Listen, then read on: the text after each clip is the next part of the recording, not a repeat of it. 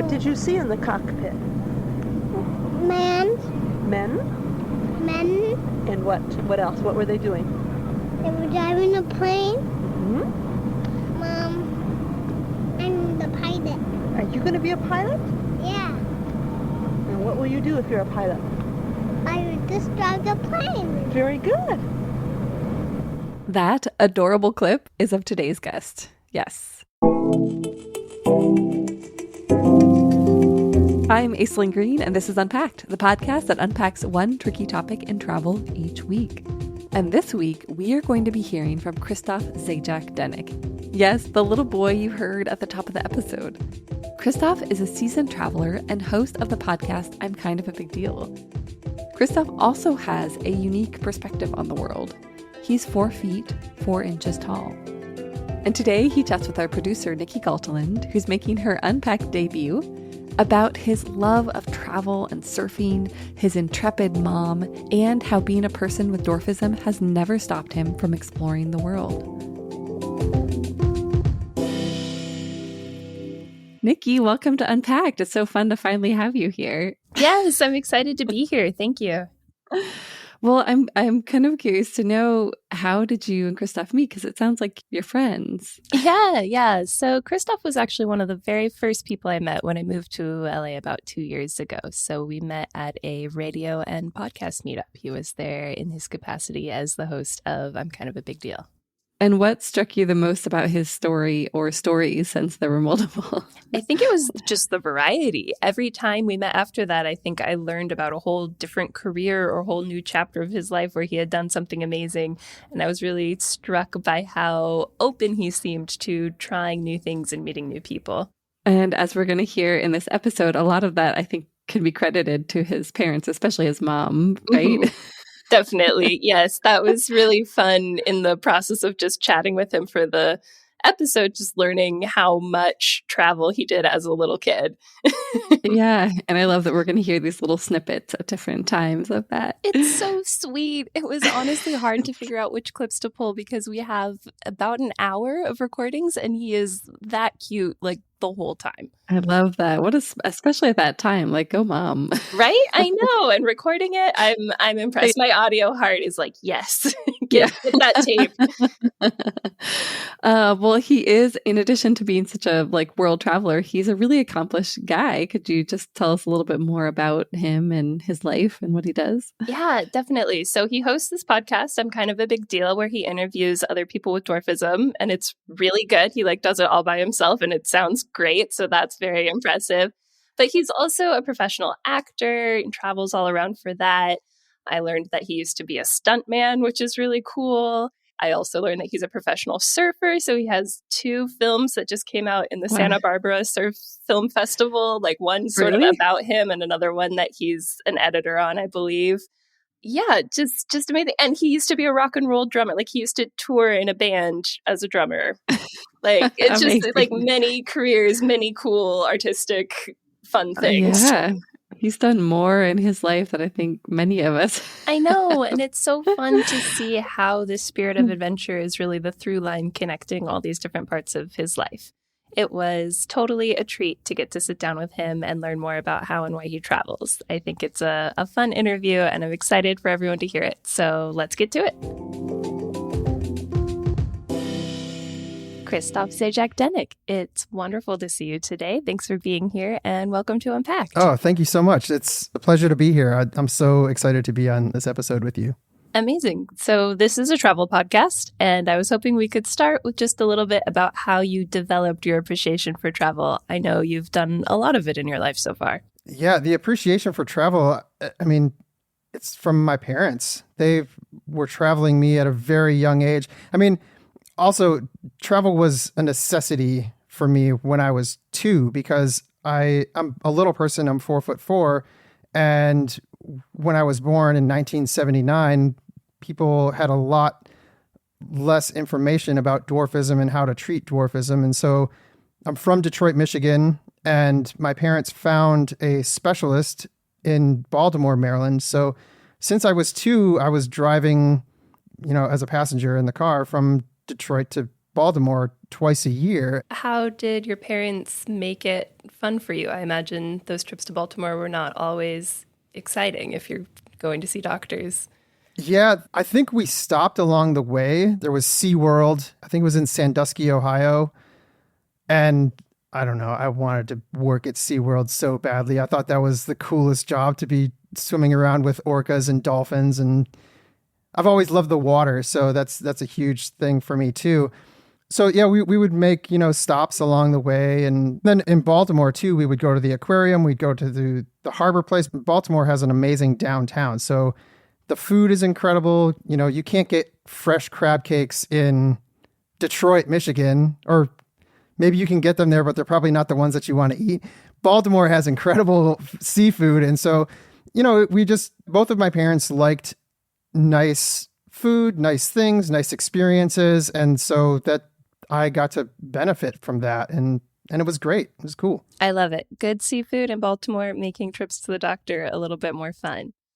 But I also have to think not all kids, especially as young as you were, are going to love crab cakes. So is there anything that your parents were doing to help encourage you to explore or get out of your comfort zone? Funny you ask that, Nikki. My mom came up with kind of like a barter points system. She always wanted me to try things. She really saw the value in bringing someone up, having a son that wouldn't be scared of new experiences and new things. And so as a child, probably, 4 years old, I was offered points if I were to try something that was not conventional. So if my mom would order lobster or escargot or pate or something like that, wasn't a burger and fries and melted cheese, if I wanted to try it, I could get 25 points or 50. It was arbitrary, whatever it was.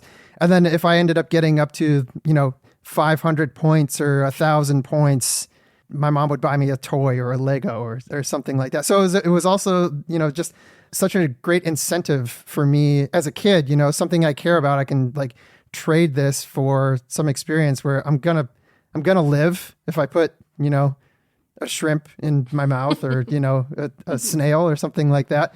And if I don't like it, I don't have to, but trying it was a win-win. That was another thing too, that again, when I would see my friends and they'd be afraid of foods that weren't exotic at all, maybe if a chicken wasn't fried, but it was baked, they'd be like, oh, it's not fried. I don't want to eat it. And I'd be like, yeah, but it's chicken. It still tastes good.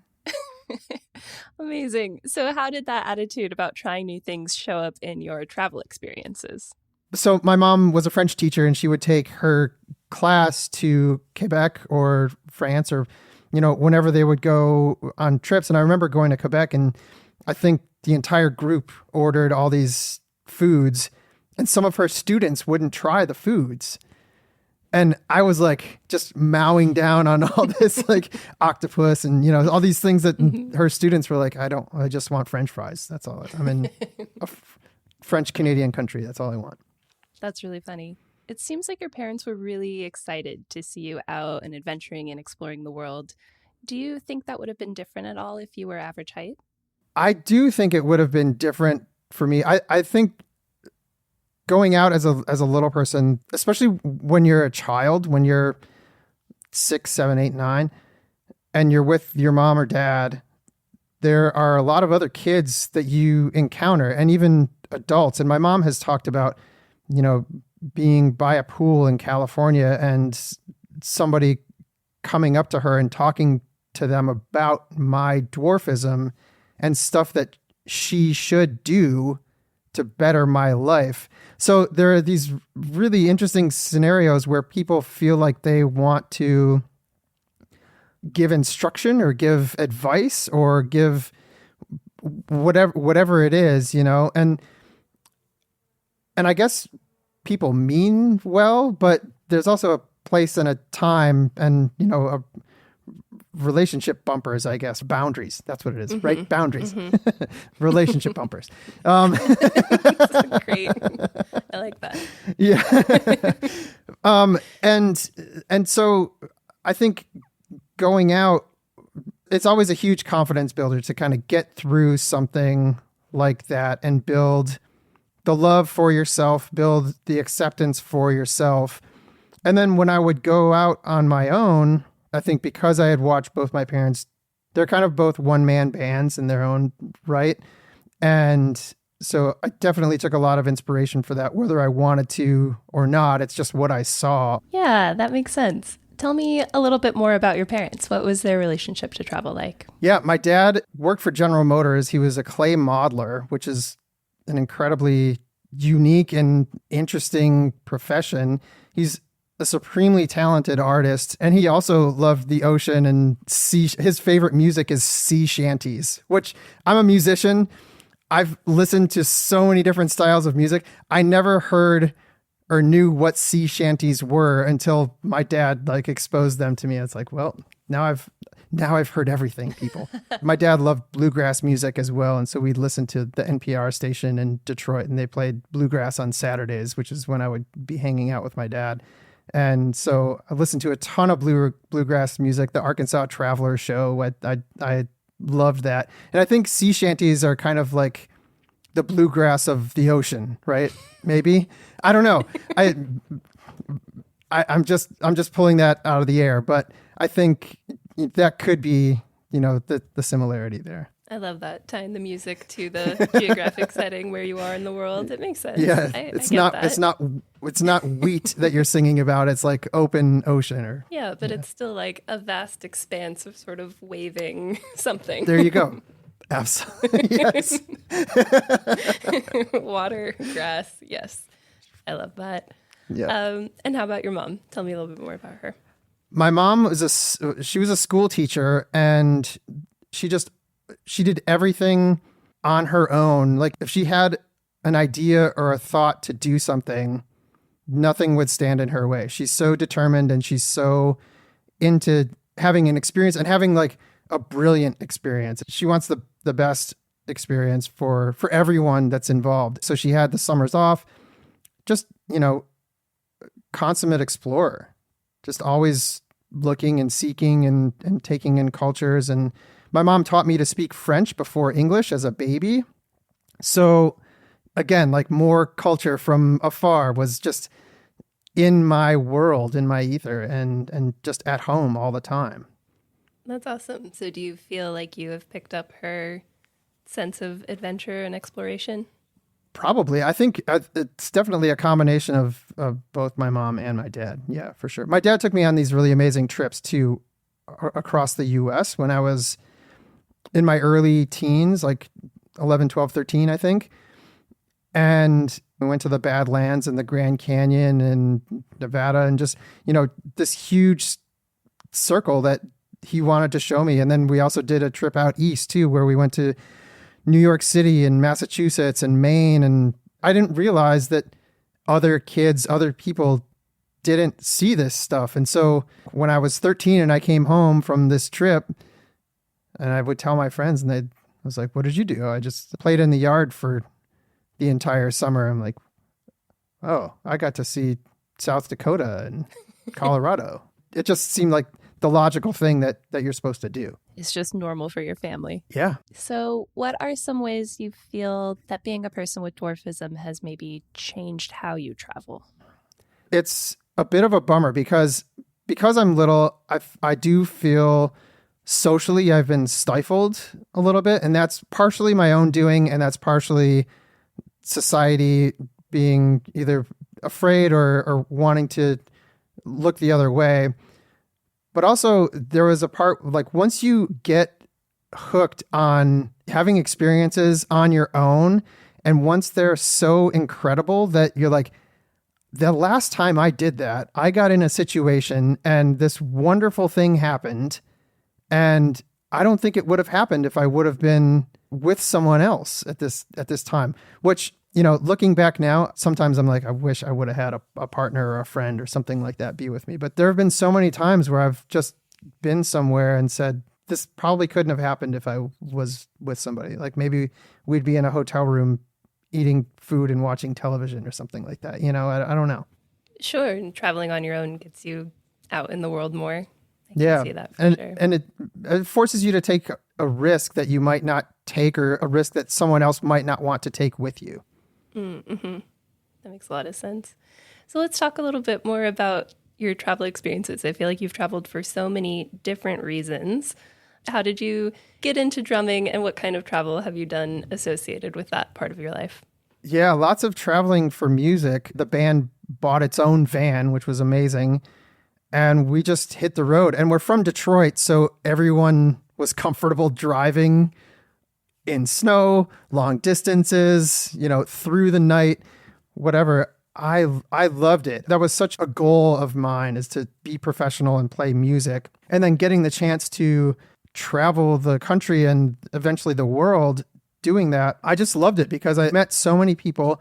I've seen so many different places in weird ways, from either from the stage or from the side of the road, getting stuck in almost avalanche conditions and freaking out at 2 a.m. that you might not make it to your destination.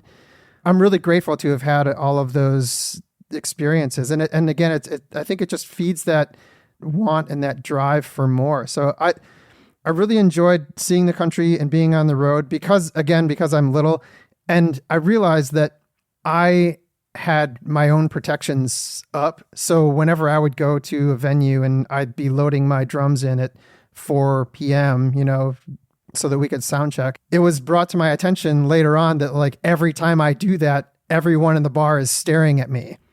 And I don't realize it at all because that's just been my entire life. Everyone's always made comments or had looks or glares or stares or taken photographs or avoided me or whatever. And it just kind of felt like an extension of a road trip with my dad in a sense, because, there were times then too when I obviously would be stared at or would garner a lot of attention. And I just had to find my own ways to deal with it. So, but like playing music on the road was incredible. We played some massive shows, but we also played to no one. But that builds your character, and you get that story from Fort Worth, Texas, when no one showed up and you had to fight for your $50 from the bar just so you could buy gas to get to the next place. I love that.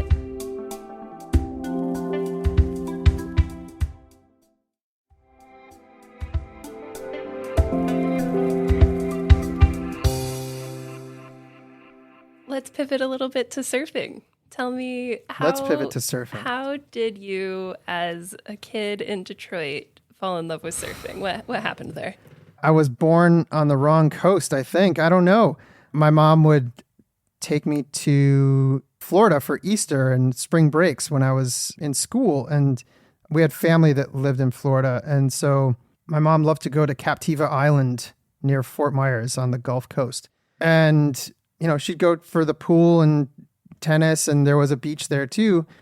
And there were surf shops around there. You couldn't really surf there, but there were surf shops. And I would just be obsessed with the image of somebody standing on a surfboard on a wave. I just thought it was the coolest thing. I also loved skateboard culture, which, goes hand in hand with surf culture. In Michigan, if there was a skate shop, I would find it. I would be in it as much as I possibly could. However I could get there, I just thought maybe it's like a counterculture thing. And also maybe being somewhat of an outcast, a social outcast as well. Like maybe I identified with the folks that were riding skateboards or, living that, I don't know how you want to describe that life. It's like, maybe it's a counterculture life. But I just love that. And then mix that with the water. That's my thing. Got to do it. And so one year I begged my mom to take me to Cocoa Beach. And so we went to Cocoa Beach and I rented a surfboard, and it was probably the most dreadful surfing experience you could ever have. I think my surfboard was taking on water. I didn't know how to paddle it. I got caught in a rip current. I didn't catch any waves, but I loved it. I was like, I'm going to crack this nut. I want to ride a wave. I want to learn how to ride a wave. And I surfed 2 days a year for like 5 years.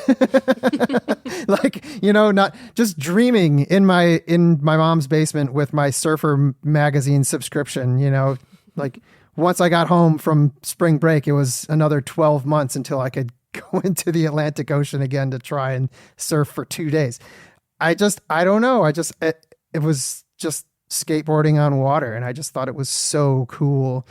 That's a huge thing. When you don't have that social outlet, you seek out acceptance in yourself or ways to boost your own confidence. And I think drumming and surfing or skateboarding, those were boosts to my confidence. They weren't social boosts to my confidence, but they were boosts to my confidence in my life, you know? Yeah, that makes a lot of sense.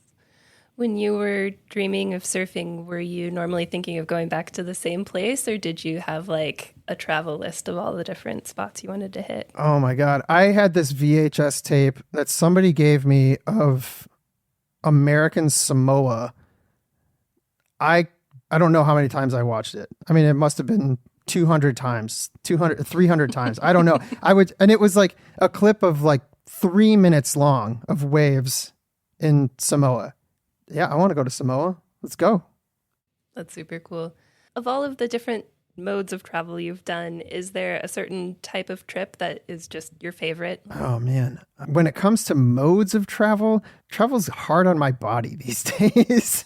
Yeah, tell me about it. It just stresses a lot of muscles but I mean, I guess like going to New Zealand and Australia, I think that was maybe one of the best travel experiences because the plane was massive and the seats were massive and it was dark. And so you could sleep and then you arrived and it was just this incredible new world. And maybe that's the mode that's so great is go really, really far in something that's very comfortable. Maybe that's what I want to get to now or do now is those types of situations. But I just still love, I'll drive 12 hours or 16 hours and I don't mind that. I think it's really fun to drive across the desert and see how the desert changes in 12 hours of straight driving. It's magnificent, it's so beautiful to see what it looks like from Texas to New Mexico to Arizona.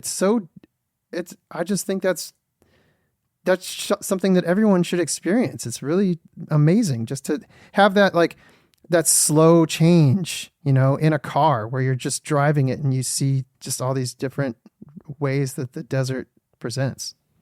Yeah, that is super cool. Can you do a little compare and contrast between driving and flying for you? What are the pros and cons? Flying is stressful on my body. It's a lot to move luggage in more frequent succession. Does that make sense? So I'm like moving my luggage from the plane to the rental car to like across the airport, back to the plane, back to, moving heavy stuff in higher frequency. That puts wear and tear on my body. And that's tough. Sure, definitely, yeah. I think that's something a lot of people can probably relate to in some sense. Is that something that is of particular concern for you as a person with dwarfism? It is in a sense, but sometimes you just have to power through. I think it's hilarious. The airlines now will tell you that the flight attendants are not required to help you put your bags in the containers above the seats. I think maybe once somebody didn't want to help me. Everyone else has helped me. I don't show up and apologize for that. I'm just like, hey, can you help me with this? Or do I need to ask somebody else? Because it's fine either way. I'm not going to do it. I'm not going to climb and like risk my safety to do this. And people just get it. And so that's one thing that I've noticed and found interesting, and I'm just really grateful because a lot of people just want to help. That's great. How would you say all of this travel has influenced you? I mean, travel just opens your eyes and opens your mind, and it exhausts you in sometimes the greatest ways, I love travel for so many different reasons. There was a point in my life where I went to Death Valley in Anza Borrego after a really difficult breakup and when I needed to just kind of reposition or recenter my life. And those trips, I still reflect on those today, even though they were relatively short trips, like 3 or 4 days. I just explored so much. I got myself lost. I got my heart going. I hiked by myself when, it said that there were rattlesnakes and mountain lions that were probably around. sometimes I think you just have to do that to reconnect with nature so that you're not just in this, at least myself anyway, speaking to myself, you're in this, stifling, familiar world, these surroundings that are just almost predictable to you. And I that helps me so much to get out and be surprised. And it was funny when I was on those trips and I was hiking and just jumping or clambering up rocks or going down steep places, or I grabbed the camera and I was shooting astrophotography at 3 a.m. It's like, this is getting my heart going in a way that it hasn't been like this in a while. And I think that's just so important. And that can really come from travel. I know that a lot of your work and your podcast relates to advocacy and normalizing experiences that little people have.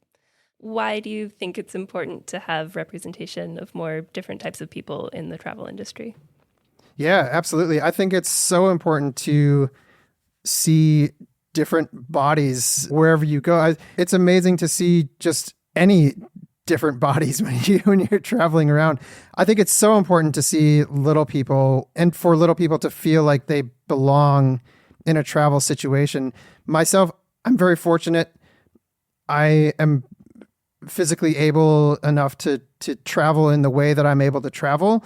And a lot of folks, I think it might be more difficult for them to move their bags or to walk across an airport. Assistance is probably going to be beneficial for them. And oftentimes that stuff is overlooked or just passed over and it's not really considered. And I think that filters back to us. I think when you don't see people that you identify with or that should be represented in these spaces, you forget that they even exist. And if you don't offer up the visibility for people who are different to be able to do these things, they oftentimes feel like they don't belong or that it's not for them. And my mind is as curious as anybody else's mind, and I believe that of all the people who look like me. I think just because our bodies are different, I don't want that creativity or that sense for exploration to be stifled or quieted. I think it's, it should be enhanced, because also at the same time, as much as I want to see things, I think it's very important for people to see me getting around, moving around the space, knowing that there are people that look like me in all of my baldness as well, out in the world and doing the things that they love because they feel okay to do the things that they love. And they found out that they love it just from trying it. Awesome. Do you have any words of advice or wisdom for someone who maybe feels like travel isn't for them or is a little hesitant to get out and explore? Yeah, my advice for anybody who might be tentative to explore, listen to my mom. You know what I mean? Like, if you're not going to listen to your mom, listen to my mom. Christophe, just try it. Just get out there and try it. It might be for you. You don't know, but if you do try it, then you'll know. I think so many amazing things can come from travel and from putting yourself in new situations. Don't do stuff that's not safe, but do stuff that gets your heart going a little bit and opens your eyes and makes you sit in bed thinking about other cultures or the way other people do things instead of just like looking at it on your phone. I think having that real life experience and seeing it for yourself and then having the ability to contemplate later on what all this means to other people, I think is really important. Thank you so much, Christophe. We just got word that Standing on Water, the documentary about Christophe, surfing, and dwarfism, was awarded Best Short at the Jersey Surf Film Festival. Such exciting news. We'll link to the doc in our show notes along with Christophe's website if you'd like to learn more. And when Nikki isn't working on Unpacked, she produces a sci-fi Western role-playing podcast called Looters. You can subscribe to it wherever you get your podcasts. We'll link to that site in our show notes as well as Nikki's website. Before we go, let's hear one more clip from Christophe's travel archives. What did you do in the pool? Just swim all by myself. Where did you go all by yourself? I just went under. Oh, you went under all by yourself? Yeah. Oh, Did you like the ocean? No, I didn't like the ocean. Pourquoi? Did you like the ocean? I love the ocean. Ready for more unpacking? Visit afar.com and be sure to follow us on Instagram and Twitter. We're at Afar Media. If you enjoyed today's exploration, I hope you'll come back for more great stories. Subscribing makes this easy. You can find Unpacked on Apple Podcasts, Spotify, or your favorite podcast platform. And be sure to rate and review the show. It helps other travelers find it. This season, we also want to hear from you. Is there a travel dilemma, trend, or topic you'd like us to explore? Email us at unpackedafar.com. This has been Unpacked, a production of Afar Media. The podcast is produced by Aislinn Green and Nikki Galteland. Music composition by Chris Collin. And remember, the world is complicated. We're here to help you unpack it.